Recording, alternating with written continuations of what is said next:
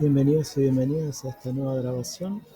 En este caso vamos a hablar de muerte encefálica en pediatría y el uso del Doppler convencional y transcraneal duplex color para el diagnóstico.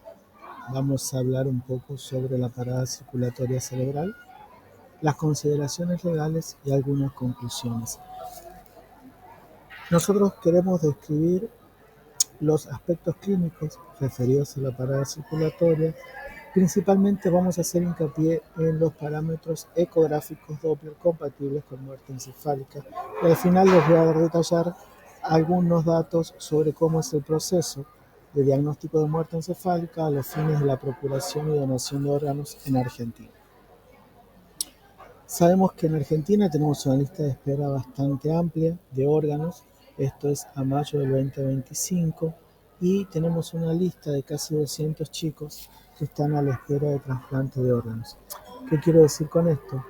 Que si nosotros optimizamos el diagnóstico de muerte bajo criterios neurológicos, probablemente podamos mejorar estos números en procuración de órganos. Nosotros sabemos que el Doppler transcraneal, ya sea cualquiera de las dos variables, el convencional o el color, evalúa el flujo sanguíneo cerebral en los sistemas arteriales principales de nuestro sistema nervioso central. En pediatría permite evidenciar como en adultos los patrones de parada circulatoria cerebral y su progresión. Puede utilizarse desde los 2 años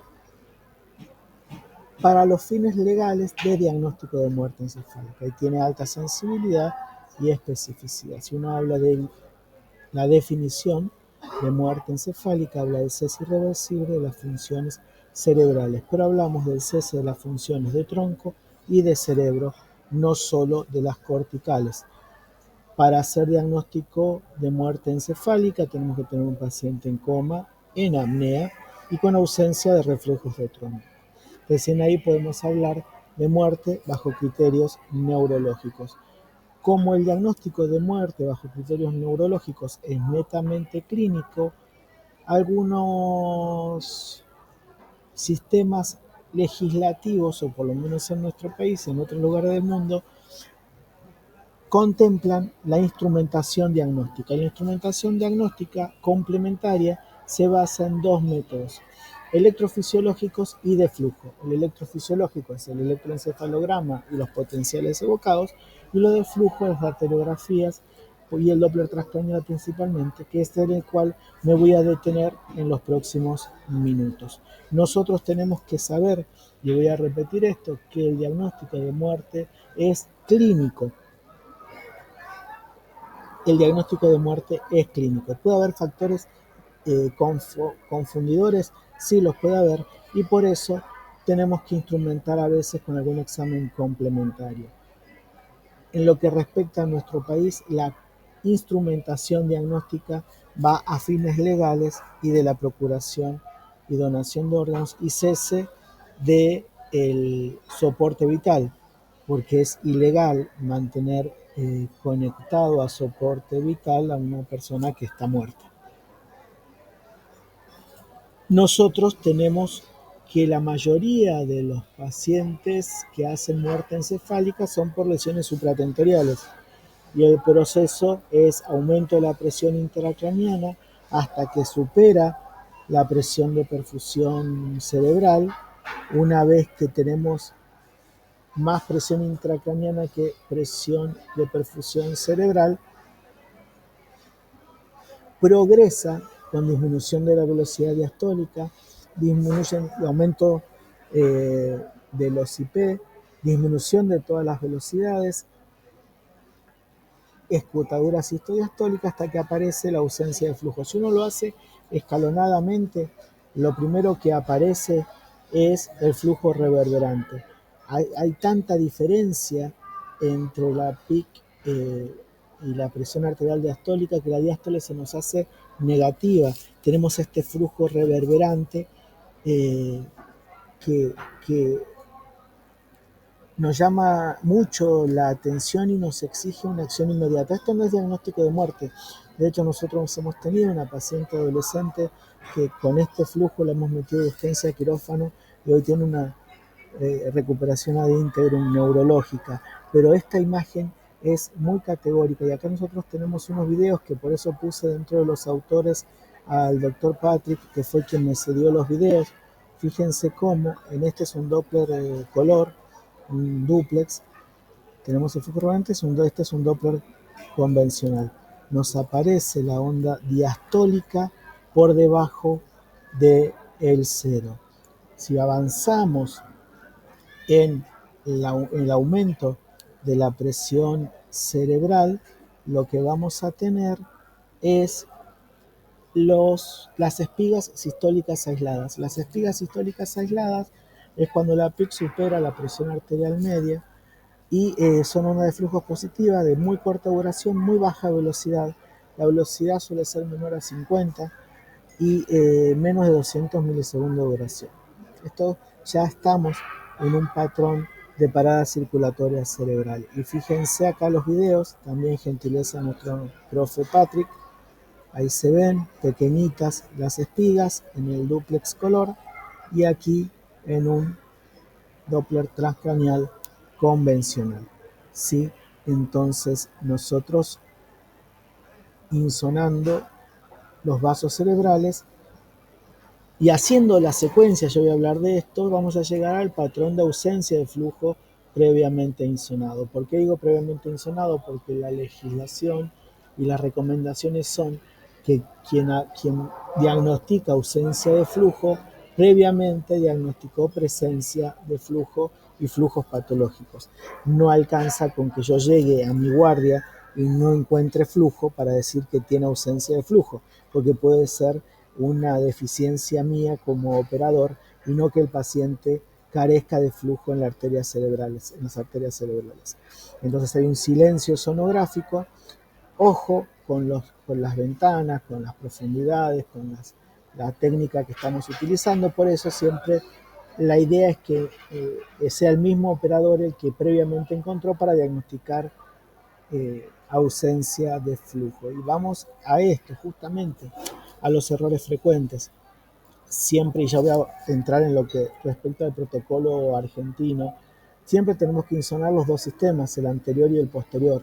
No quedarnos solo con la cerebral media, que es la que más cómodo nos queda para trabajar. A veces tenemos ventanas que son difíciles, a veces interpretamos erróneamente los patrones hemodinámicos. Acuérdense en la charla de Doppler transcranial convencional que hablamos de las alteraciones, los elementos que alteran la hemodinamia cerebral, como la PCO2, la anemia. Hacer un estudio en condiciones hemodinámicas inestables, ojo con eso también, ojo con la falta de experiencia del operador. No considerar las condiciones clínicas específicas pediátricas. Tengan en cuenta que nuestra legislación no habla de arriba de los 2 años, o sea que las fontanales tienen que estar cerradas, o por lo menos ser mayor de 2 años, o el cráneo con craniectomías descompresivas. ¿Sí? Otro error es no hacer un estudio seriado y quedarnos con una única apreciación estática. Y por eso quería llegar yo a lo que es nuestra legislación. Nosotros tenemos en la ley nueva de procuración que abarca obviamente adultos y pediátricos, en el apartado pediátrico incluye como requisito para el uso de Doppler transcranial como elemento diagnóstico los 2 años de edad. Si es mayor de 2 años y tiene las fontanelas abiertas, no importa, tiene que ser mayor de 2 años para que pueda ser evaluado a través de Doppler transcranial. Debe insonarse según la profundidad para cada edad, el mismo protocolo. La ley tiene adjunto un protocolo que nos habla de las profundidades de insonación, que es el que está en la parte superior. Deben insonarse según la profundidad de cada edad, según los valores de referencia.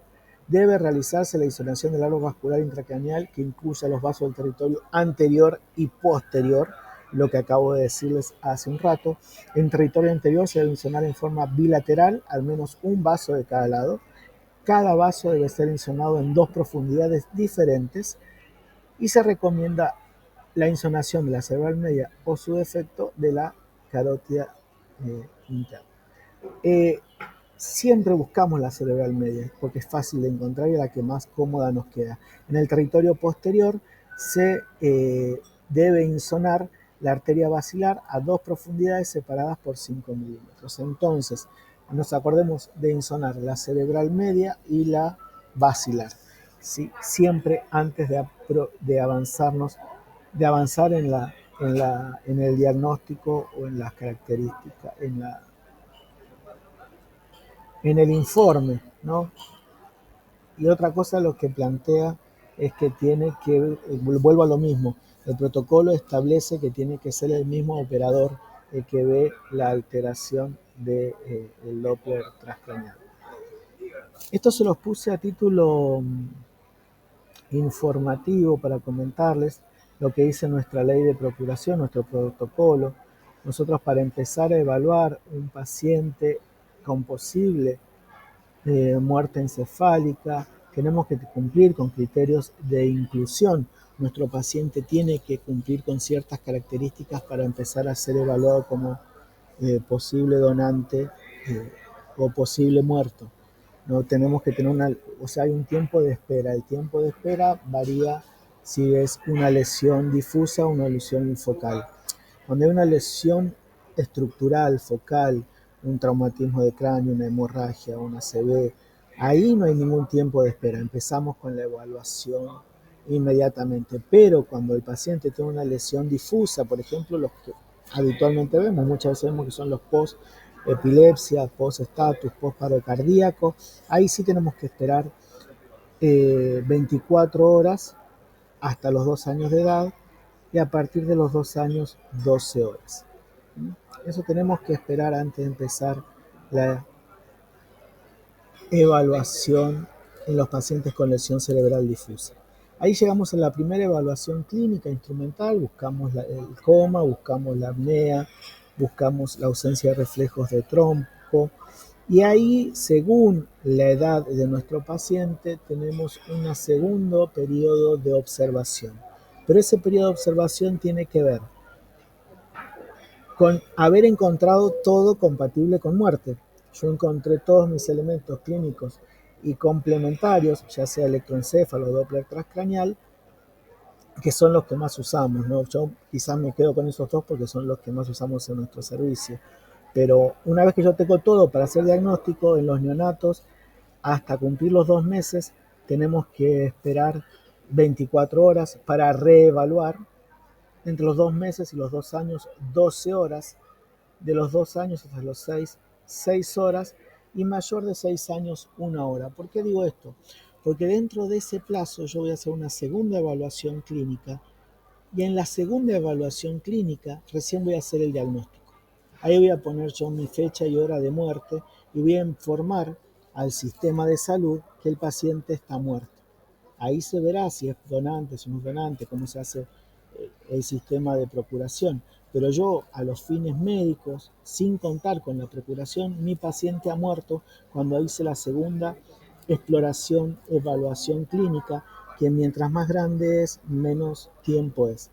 Entonces tenemos un primer periodo de espera que tiene que ver con si la lesión es focal o difusa, que en los pacientes con lesión cerebral difusa como post-epilepsia, post-convulsión, post-paro cardíaco, post-cetoacidosis diabética, en esos pacientes tenemos que esperar 24 horas hasta los 2 años y 12 horas en los mayores de 2 años. Y después tenemos el periodo de observación con ya todos los elementos compatibles con diagnóstico de muerte para hacer una segunda exploración clínica que no es instrumental, que solo es clínica, y en esa segunda exploración que va hasta los 2 años 12 horas, entonces dijimos hasta los 2 meses 24 horas, de 2 meses a 2 años 12 horas, hasta los 6 años 6 horas y en mayores de 6 años 1 hora.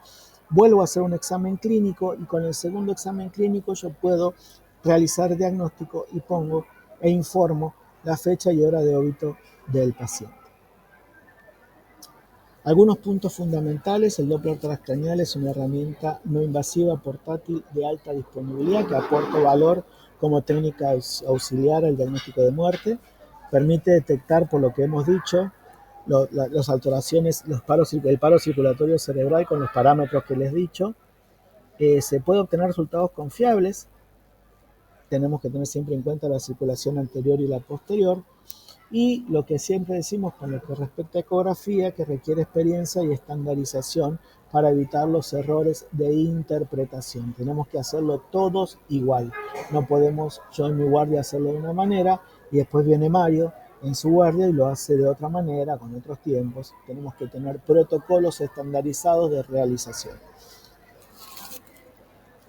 Es particularmente útil en nuestra experiencia. Sinceramente estamos muy acostumbrados a realizar diagnóstico a través de electroencefalograma, pero en pacientes que vienen, ahora no tenemos tanto tiopental, pero que vienen con sedaciones o con dosis altas de medicación, a veces nos demora el electroencefalograma, y el Doppler transcranial es perfecto y no tiene esa limitación que tiene el electrofisiológico en los pacientes con sedación.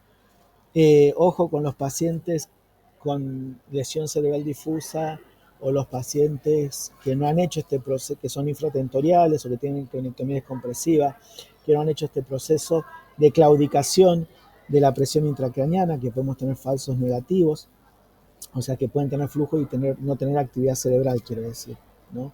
El Doppler transcranial optimiza el recurso. Ya nosotros sabemos que tener alta cantidad de donantes habla de calidad de nuestros servicios, y tenemos que pensarlos como protocolos institucionales de funcionamiento, que todos sepamos de lo que estamos hablando y cómo hacerlo. Como conclusiones, y para cerrar este hermoso módulo que estamos compartiendo, es una herramienta útil y segura. Es imprescindible seguir los protocolos legales y clínicos específicos de cada región en la que estemos trabajando.